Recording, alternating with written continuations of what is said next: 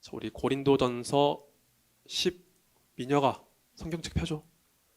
고린도전서 15장 55절부터 58절 말씀 우리 교독하도록 하겠습니다. 마지막 절은 우리 함께 한 목소리로 읽습니다.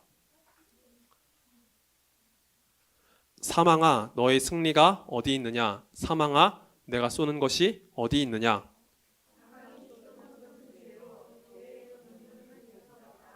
우리 주 예수 그리스도로 말미암아 우리에게 승리를 주시는 하나님께 감사하노니 함께 읽습니다. 그러므로 내 사랑하는 형제들아 견실하며 흔들리지 말고 항상 주의 일에 더욱 힘쓰는 자들이 되라. 이는 너희 수고가 주 안에서 헛되지 않은 줄 알미라. 아멘. 자, 오늘 나눌 말씀을 위해서 목사님이 잠시 기도드리고 오늘 말씀을 나누도록 하겠습니다. 자, 우리 두 손 모아서 기도할게요. 하나님 아버지 감사드립니다. 오늘 부활주의를 맞아서 우리 승리하신 예수님에 대해서 함께 말씀을 나눕니다. 하나님, 말씀 전하는 자를 붙잡아 주시고 주님, 이 입술 가운데 주님의 지혜와 능력과 권세를 허락하여 주시옵소서.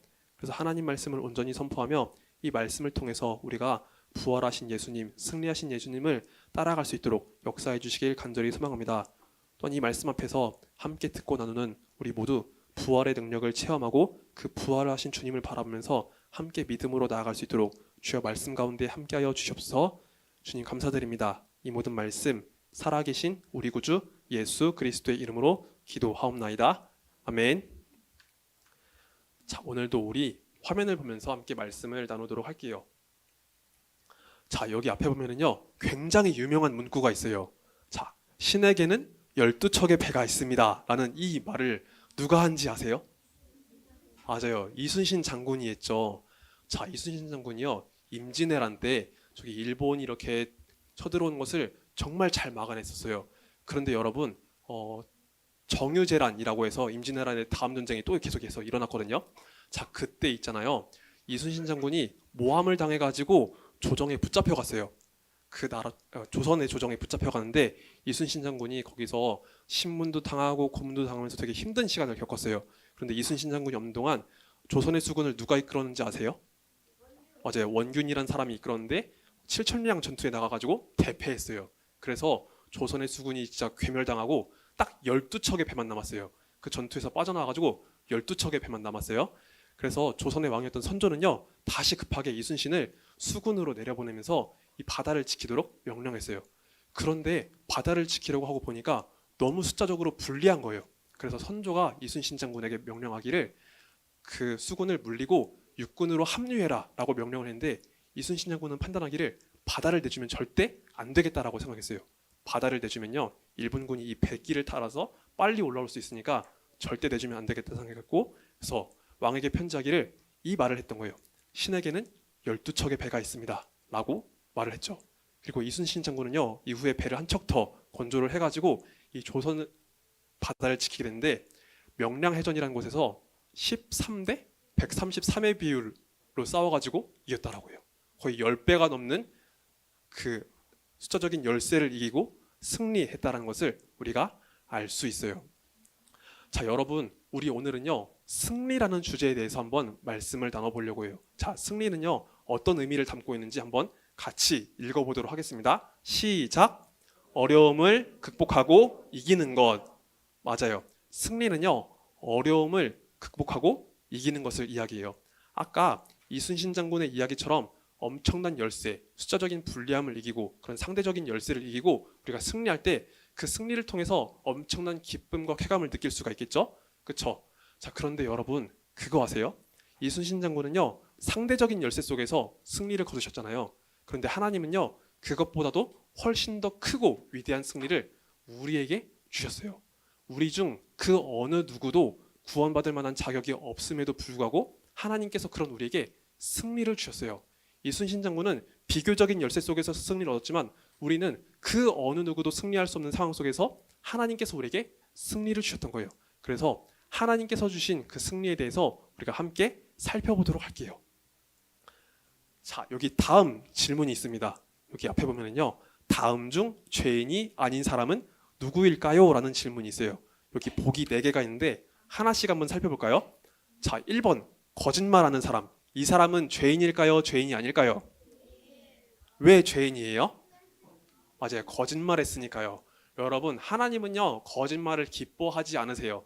그래서 10계명 말씀 보면은요 9계명 말씀에 내 이웃에 대해서 거짓 증거하지 말라는 하나님의 말씀이 있죠. 하나님은 진실하시고 정직하신 분이에요. 그렇기 때문에 거짓을 기뻐하지 않으세요. 성경 말씀을 보면요 오히려 거짓의 아비가 바로 마귀라는 하나님 말씀이 있어요. 그래서 거짓말을 하는 사람은요 하나님께서 싫어하시는 일을 하고 있는 거예요. 그래서 거짓말하는 사람은 죄인이에요. 자, 그러면 두 번째로 도둑질하는 사람은 어때요? 도둑질하는 사람도 죄인이죠. 다른 사람의 것을 훔치고 빼앗고 강탈하는 이런 도둑질하는 사람도 죄인이죠. 10계명 말씀 보면은요 8계명에 도둑질하지 말라는 하나님 말씀이 있어요. 하나님은요 우리가 정직하게 얻고 정직하게 사용하는 것을 원하세요. 남의 것을 함부로 뺏는 것을 원치 않으세요. 그렇기 때문에 도둑질하는 사람도 하나님 앞에 죄를 짓고 있는 거예요. 자, 그럼 세 번째로 다른 사람을 괴롭히는 사람은 어때요? 이 사람도 죄인이죠. 자, 여러분, 우리는요 원래 하나님의 형상대로 지어진 사람이에요. 이 땅에 있는 우리 모두가 하나님의 형상대로 지어진 사람이에요. 물론 우리 안에 죄가 들어왔기 때문에 우리에게 좀 망가진 부분이 있고 죄로 인해서 타락하고 오염된 부분이 있지만, 그렇지만 우리 모두는요 원래 하나님의 형상대로 지어진 사람이라고요. 그런데 그런 상대방을 막 괴롭히고 못살게 굴고 막 언어적으로 괴롭히면 하나님께서 당연히 싫어하시겠죠. 그래서 다른 사람을 괴롭히는 사람도 지금 죄를 짓고 있는 거예요. 자, 그러면 네 번째 사람을 한번 볼까요? 여러분, 예배를 드리는 사람은 어때요? 이 사람은 죄인일까요? 아닐까요? 자, 조금 헷갈릴 거예요. 예배를 드리는 사람은 죄인일까요? 아닐까요? 자, 정답은요 모두 다 죄인이에요. 자, 우리가 드리는 행동과 우리 자신의 상태에 대해서 조금은 나눠서 생각해 볼 필요가 있는 것 같아요. 여러분, 예배를 드리는 건요 하나님 보시기에 아름다운 행동이죠. 그렇죠? 하나님은 왕이시고 하나님은 창조주이시고 우리의 구원자가 되시기 때문에 하나님 앞에 예배를 드리는 것은 아름다운 행동이에요. 예배를 드리는 모습은요 하나님께서 기뻐 받으시는 모습이에요. 그런데 우리 자신을 한번 놓고 생각해 보세요. 우리가 하나님 앞에 아름다운 행동을 드릴 수 있지만 여러분, 우리의 원래 상태는요 다 하나님 앞에 죄인이었어요. 비록 우리가 예수님 안에서 구원받고 그 은혜를 받은 그런 놀라운 은혜를 받았지만, 구원의 은혜를 받았지만 원래 우리 상태는요 모두 다 하나님 앞에 죄인이었다라는 거예요. 자, 그러면 어떻게 해서 우리가 하나님 앞에 모두 다 죄인이 되었을까요? 그것은 바로 첫사람이었던 아담과 하와가 하나님 앞에 범죄했기 때문이에요.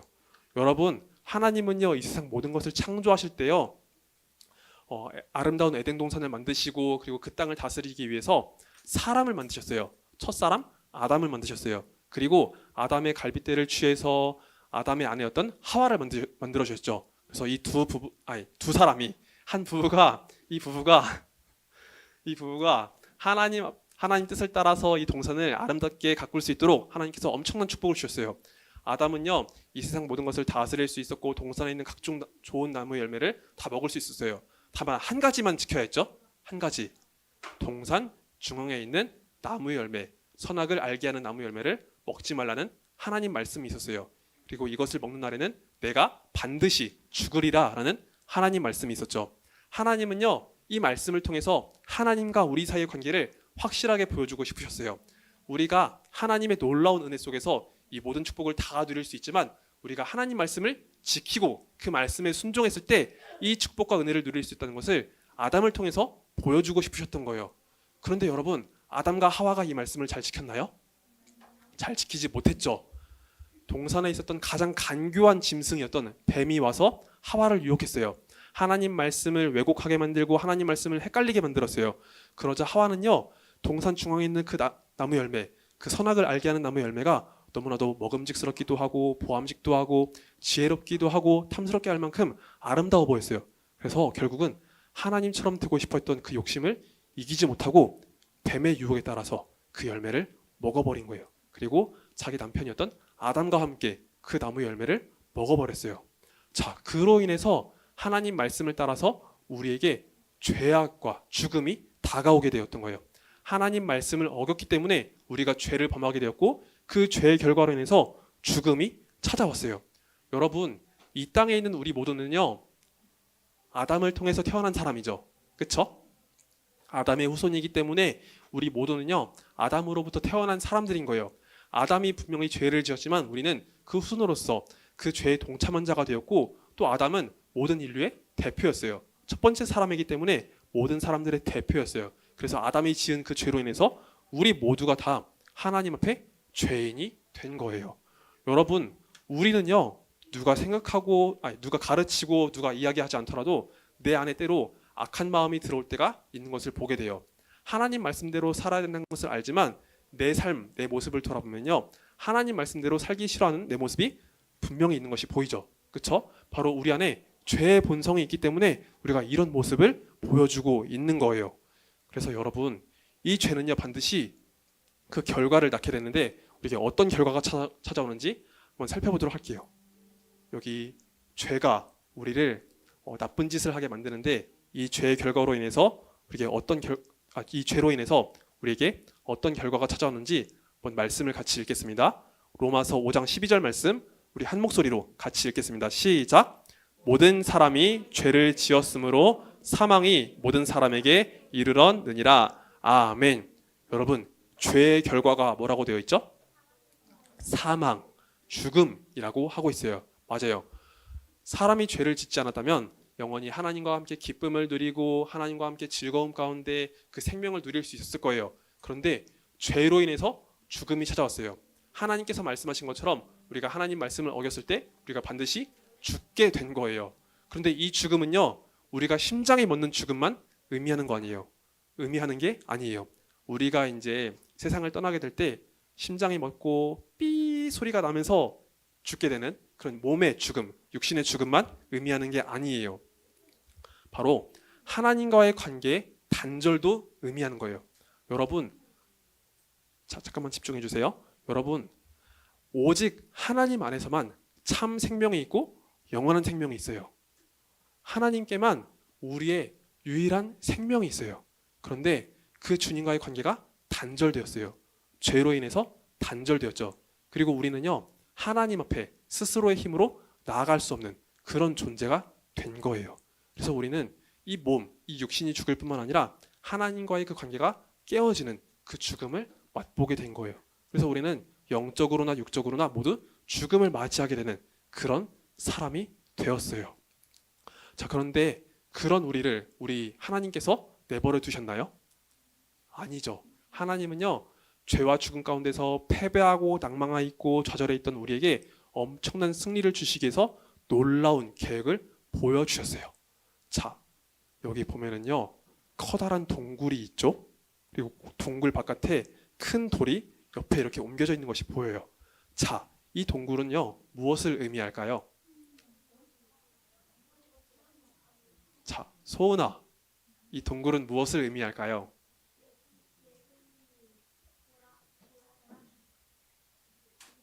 네, 예수님께서 맞아요, 부활하신 그 장소를 보여주고 있는 것이죠. 여러분, 예수님은요, 우리의 죄를 대신 짊어지시기 위해서 십자가에 달려 돌아가셨어요. 그런데 그 주님께서 죽음에 머물러 계시지 않고 사흘 만에 부활하셨어요. 예수님은 죽음을 이기시고 부활하셨죠. 그리고 동굴문을 옆으로 옮기시고 주님께서 이 무덤 바깥으로 나가신 거예요. 여러분, 예수님은요, 우리의 죄를 대신 짊어지시기 위해서 십자가에 달려 돌아가셨죠. 그리고 우리가 당해야 될 그 죽음을 예수님께서 이 죽음을 이기게 하시기 위해서 부활하셨어요. 그래서 우리는요, 예수님을 믿는 이 믿음 안에서 죄의 문제를 해결받을 수 있고 이 죽음의 문제를 해결받을 수 있게 된 거예요. 여러분, 우리가 지은 그 죄로 인해서 죽음이 찾아왔는데, 잠깐만 우리 친구들 집중해 주세요. 여러분, 우리가 지은 그 죄로 인해서 죽음이 찾아오게 되는데 예수님은요, 이 죄의 문제도 해결하시고 이 죽음의 문제도 해결하시기 위해서 십자가에 달려 돌아가시고 부활하신 거예요. 우리의 힘으로는 이 죄를 이길 수 없고 우리의 힘으로는 죽음을 이길 수 없지만 예수님은요, 이 모든 문제를 해결하시기 위해서 십자가에 달려 돌아가시고 부활하게 된 거예요. 그래서 예수님을 믿는 우리에게는요, 엄청난 승리가 주어졌어요. 죄의 권세를 깨뜨리고 죽음의 권세를 깨뜨릴 수 있는 엄청난 능력이 우리에게 주어진 거예요. 우리가 예수님을 믿는다면 우리의 죄가 사함받을 수 있게 되었고, 또한 우리가 예수님 안에서 다시 살아날 것을 소망하게 될 수 있어요. 자, 그런데 여러분, 자, 우리 한번 생각을 해봅시다. 우리 여기 있는 친구들 모두 다 예수님을 믿죠? 그쵸? 자, 우리 친구들 모두 다 예수님을 믿죠? 자, 큰 목소리로 모두 다 예수님 믿죠? 자, 좋아요. 자, 그런데 여러분 한번 생각해 보세요. 예수님께서 죄와 죽음을 이기시고 부활하셨다고 우리 이야기했잖아요. 그쵸? 그런데 여러분, 실제로 우리가 살아가는 모습은 어떤가요? 예수님께서 나의 죄를 다 대신 짊어지셨다고 하는데 내가 실제로 살아가는 모습은 어때요? 하나님 말씀 앞에 우리 바르게 살아가고 있나요? 그럴 때도 있지만 그렇지 못할 때도 분명히 있을 거예요. 왜냐하면 죄의 본성이 아직 우리에게 남아있기 때문이에요. 우리가 천국에 올라가기까지, 예수님과 함께 그 부활을 맛보기까지 여전히 우리 안에 이 죄의 본성이 아직은 남아있을 거예요. 그래서 우리는요, 이 땅에 살아가는 동안 죄와 함께 싸우며 죄와 씨름하며 살아갈 거예요. 자, 여기 그림을 보면은요, 죄와 함께 싸우는 우리 친구들의 모습이 있죠. 자, 목사님이 우리 친구들이랑 놀다 보면 가끔씩 민혁이가 와서 씨름을 하자고 하는데, 자, 민혁이처럼 이렇게 씨름하고 있는 모습이 보여요. 자, 그런데 이 씨름은요, 사람과 씨름하는 게 아니에요. 죄와 씨름을 하는 거예요. 우리 안에 있는 그 죄의 문제, 그 죄의 본성과 계속 씨름을 하는 거예요. 그런데 여러분, 죄는요, 여기 잘 보세요. 죄는요, 우리를 죽음으로 이끌려고 해요. 죄는 우리를 사망으로 이끌려고 해요. 여기서 말하는 사망은요, 하나님과의 관계가 멀어지게 하는 것을 말해요. 자, 죄는 자꾸 우리가 하나님 말씀대로 살지 못하게 만들고 하나님과 멀어지도록 만들어요. 그래서 우리가 하나님 뜻대로 살지 못하고 하나님을 자꾸 피하게 만드는 거예요. 우리는요, 이 죄를요, 내 힘과 내 능력으로 이길 수가 없어요. 우리가 우리의 힘과 능력으로 구원받지 않았던 것처럼 우리는요, 내 힘과 내 능력으로 이 죄와 맞서 싸울 힘이 없어요. 그렇지만 오직 예수님 안에서 우리가 이 죄와 맞서 싸워 이길 수 있답니다. 죄를 이기시고 부활하신 그 예수님 안에서 우리가 죄와 싸워 승리할 수 있어요. 그렇다면 우리는요, 우리 모든 삶 속에서 어떻게 살아야 할까요? 우리 고린도전서 15장 58절 말씀을 통해서 한번 같이 확인해 보겠습니다. 시작. 그러므로 내 사랑하는 형제들아, 견실하며 흔들리지 말고 항상 주의 일에 더욱 힘쓰는 자들이 되라. 이는 너희 수고가 주 안에서 헛되지 않은 줄 알미라. 아멘. 자, 여기 고린도전서 15장 58절 말씀 보면은요, 우리에게 권면하는 사도 바울의 메시지가 있어요. 우리가 견실하며 흔들리지 말아야 한다라고 하나님 말씀을 전하고 있어요. 우리가 예수님 안에서 흔들리지 말고 끝까지 주님을 붙잡아야 한다라고 전하고 있어요. 우리가 예수님을 붙잡을 때 우리가 주님 안에서 승리하는 길을 걸어갈 수 있어요. 예수님을 믿고 걸어가는 이 길이 때로는 힘들고 어려울 수 있고, 또 죄의 문제가 나를 어렵게 만들 수 있지만 우리가 예수님 안에서 흔들리지 말고 끝까지 나아가야 한다. 항상 주님 앞에 힘쓰는 자가 되어야 된다고 전하고 있는 거예요. 자, 그러면 우리가 우리 삶을 되돌아보기 원해요. 자, 그러면 오늘 우리는 어떻게 살아가고 있나요? 자, 우리 친구들 이렇게 부활주의를 맞아서 함께 주님 앞에 예배를 드리기 위해서 나왔죠. 그쵸? 하나님 앞에 예배를 드리는 이 모습은 너무나 귀하고 아름다운 모습이에요. 그런데 이러한 모습이 우리 일상에서도 계속되었으면 좋겠어요. 죽음을 이기시고 부활하신 그 예수님을 바라보면서 우리가 끝까지 믿음으로 나아갔으면 좋겠어요. 그래서 우리가 구체적으로 이것을 실천한다면 어떻게 적용할 수 있을까요? 우리가 하나님 말씀을 더 가까이 하고 부활하신 주님의 도우심을 구하며 기도할 수 있어야겠죠? 그쵸? 우리가 예배를 드리는 이 장소에서만 하나님과 가까워지는 것이 아니라 내가 살아가는 그 모든 순간, 모든 삶에서 하나님의 뜻을 구하고 주님 안에 굳게 서는 우리가 되어야 할 거예요. 그래서 우리 친구들 날마다 부활하신 예수님을 바라보면서 늘 주님의 도우심을 구하는 우리 친구들이 되었으면 좋겠어요. 그렇다면 우리 친구들이 살아가는 그 모든 순간 속에서 우리가 하나님의 능력으로 부활하신 예수님 안에서 승리하며 살아갈 수가 있을 거예요. 그래서 우리 친구들 모두가 모든 일상 속에서 부활하신 주님 바라보면서 끝까지 믿음으로 이겨내는 우리 친구들이 되기를 예수님의 이름으로 축복합니다. 아멘. 자, 말씀 맺고 기도할게요. 자, 우리 두 손 모아 기도하겠습니다. 하나님 아버지 감사드립니다. 오늘 부활주의를 맞아서 우리를 위해서 죽으시고 부활하신 우리 승리하신 예수님에 대해서 함께 나눴습니다. 하나님, 우리가 주님을 바라보면서 항상 승리하며 나아갈 수 있도록 주님 은혜를 베풀어 주옵소서. 하나님, 우리가 주님의 그 부활에 그 영광 가운데 참여하기까지 이 땅에서 어렵고 힘든 일이 있을 수 있지만, 그러나 우리를 위해서 다시 살아나신 우리 주님 바라보면서 믿음을 끝까지 붙잡고 승리하며 나아가는 우리 모두가 되도록 주님께서 축복하여 주시옵소서. 하나님, 죄와 맞서 싸워 이길 수 있도록 은혜를 내려주시고, 또한 모든 고난과 어려움 속에서도 우리 예수님 꼭 붙잡고 승리하는 우리 모든 초등부가 될 수 있도록 주께서 함께 해주시길 간절히 소망합니다. 주님 감사드립니다. 이 모든 말씀 살아계신 우리 구주 예수 그리스도의 이름으로 기도하옵나이다. 아멘. 자, 우리 함께 주기도문으로 예배를 마치도록 하겠습니다. 함께 주기도문 드립니다. 하늘에 계신 우리 아버지여, 이름이 거룩히 여김을 받으시오며 나라의 임하옵시며 뜻이 하늘에서 이루어진 것 같이 땅에서도 이루어지이다. 오늘날 우리에게 일용할 양식을 주옵시고, 우리가 우리에게 죄 지은 자를 사하여 준 것 같이 우리의 죄를 사하여 주옵시고, 우리를 시험에 들게 하지 마옵시고 다만 악에서 구하옵소서.